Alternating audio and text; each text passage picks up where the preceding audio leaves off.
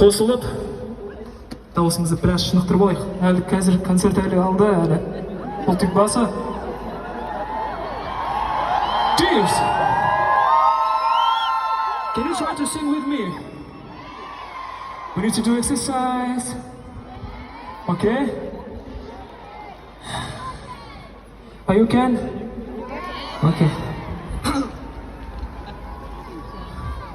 Her memleketga borgan sayin o'zini istaymi shunday desa?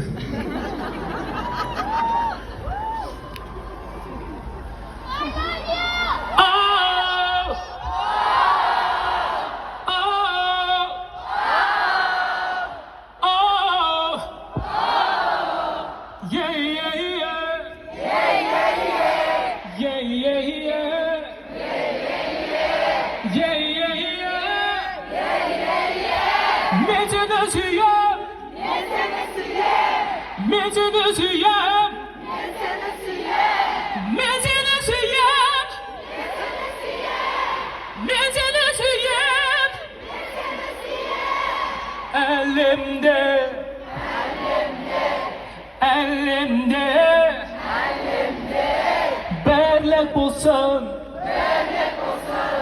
berlek bulsan, elimde, elimde, berlek bulsan, berlek bulsan, only foreigners. Elimde, elimde, berlek bulsan, berlek bulsan, elimde, elimde, berlek bulsan, berlek bulsan,